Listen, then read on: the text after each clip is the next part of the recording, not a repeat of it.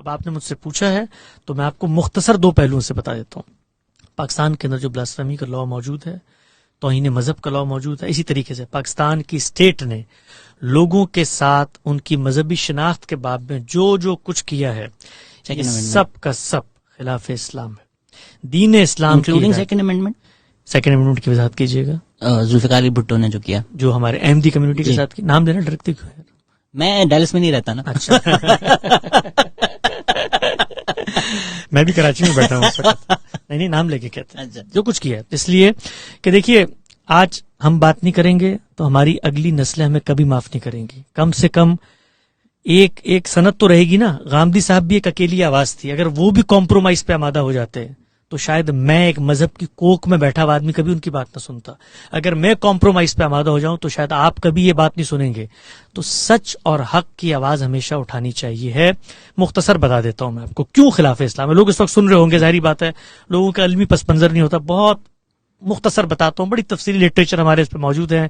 فتویٰ لگانے سے پہلے، گالی دینے سے پہلے، ہمارے اوپر FIR کٹوانے سے پہلے، سب کچھ کرنے سے پہلے موقف ہمارا جان لو. اس کے بعد جو کرنا ہو کرنا، کوئی ڈر نہیں ہے. اللہ تعالیٰ اس دنیا میں جب پیغمبر کو بھیجتے ہیں نا تو جزا و سزا کرواتے ہیں. جزا و سزا کا تقاضا یہ ہے کہ جو پیغمبر آیا ہے کچھ لوگ اس کو مانیں گے، کچھ انکار کریں گے. جو ماننے والے ہیں وہ منہ سے کہیں گے ہم مانتے ہیں، جو انکار کرنے والے ہیں وہ منہ سے کہیں گے ہم انکار کرتے ہیں. بالکل واضح بات ہے. جنہوں نے مانا انہوں نے مانا، جنہوں نے انکار کیا انہوں نے انکار کیا. قرآن نے بتایا کہ یہ انکار کرنے والے کہتے ہیں کہ ہم کافر ہیں، ہم منکر ہیں تمہاری بات کے. کوئی پرابلم پیدا نہیں ہوتی. ایک کافر ہے ایک منکر. آج آپ آ کر مجھے کہیں کہ میں کافر ہوں بھائی، میں نہیں مانتا، تو آپ کافر ہو جائیں گے. کوئی شخص آ کر کہے کہ میں جانتے بوجھتے انکار کر رہا ہوں. میں پوری دنیا کے لوگوں کے بارے میں جو دین اسلام کو نہیں مانتے یا کسی چیز کے اوپر ان کا اختلاف ہے، کیسے سکتا ہوں کہ وہ کافر ہیں؟ کیا میں ان کے دل میں اترا ہوں؟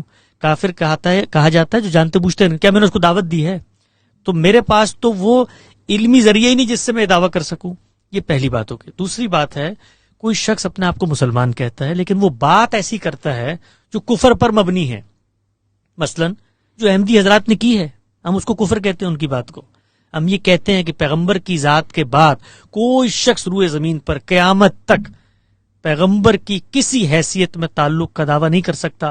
میں ذلی نبی ہوں، میں بروزی نبی ہوں، میں حقیقت محمدیہ کا ظہور ہوں، میں نہیں کر سکتا. یہ کفر ہے، یہ عقیدہ ختم نبوت کے خلاف ہے.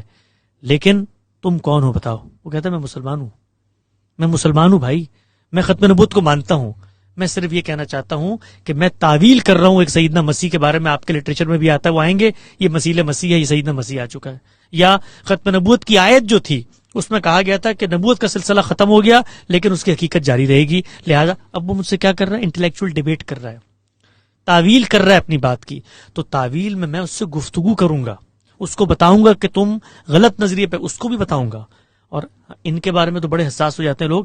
یہ پوری کی پوری بات اس سے 1000 گنا زیادہ گہری باتیں ہیں جو مسلم تہذیبی روایت کے بڑے صوفیہ کرتے ہیں.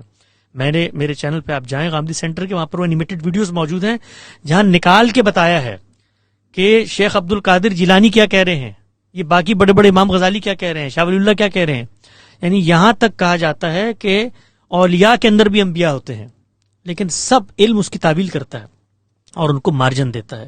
تو ہم صرف ایک بات کرتے ہیں کہ احمدیوں کے ساتھ یہاں اس ملک میں جو کچھ ہوا وہ خلاف اسلام تھا. حق کے تکفیر، کسی کے اوپر حکم لگانا، یہ دینی عمل ہے. کہ میں کسی کو تم کافر ہو، یہ دینی عمل ہے. دینی عمل کے لیے استقرار حق چاہیے. پہلے خدا کی سینکشن اور پرمیشن مجھے چاہیے. مجھے کہیں قرآن میں نہیں دی، اور قرآن نے جو کی اس لیے کہ خدا نے سزا دینی تھی، تو میں یہاں کیا کروں گا؟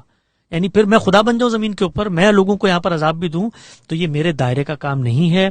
اس معاملے میں اصل قانون کے اوپر جب تک بات نہیں کریں گے تب تک جو کچھ اس کے کلوریز ہیں اس کے اوپر بات نہیں ہو سکتی. لوگوں کو سمجھ میں نہیں آئے گی. اس کے بعد جنید حفیظ جیل میں سڑے گا 9 سال. اس کے بعد نوجوانوں کو، ابھی جس بچے کے ساتھ واقعہ ہوا ہے چند دن پہلے، واٹس ایپ کے ایک میسج کے اوپر اس کو پکڑ کے سزائے موت دے دی. گھر کے اندر قربانی کر رہے ہیں ان کو پکڑ کے جیلوں میں ڈال دیا. قرآن مجید کسی کے پاس ہے تفسیر، اس کو آپ مارنے پر تیار ہو گئے. یہ سب کچھ اس ایک غلط فیصلے کا نتیجہ ہے. غلط فیصلہ ہم کیوں کہہ رہے ہیں؟ کہ اس وقت علماء کو آگے بڑھ کر ان کو دعوت دینی چاہیے تھی، ان سے بات کرنی چاہیے تھی. اور اگر آپ یہ کہتے ہیں نا ہماری آئیڈینٹی کے ساتھ وہ خلط مت کر رہے ہیں، او بھائی تم نے کوئی پرائیویٹ لمیٹڈ کمپنی کھولی ہے اسلام کی، اسلام اللہ کا مذہب ہے.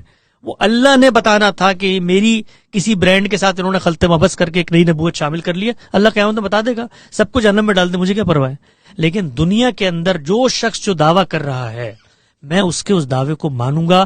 وہ کہتا ہے میں مسلمان ہوں, میں کہوں گا تم مسلمان ہو, بڑی اچھی بات ہے, تمہارا عقیدہ کفر پر مبنی ہے, آؤ گفتگو کرو.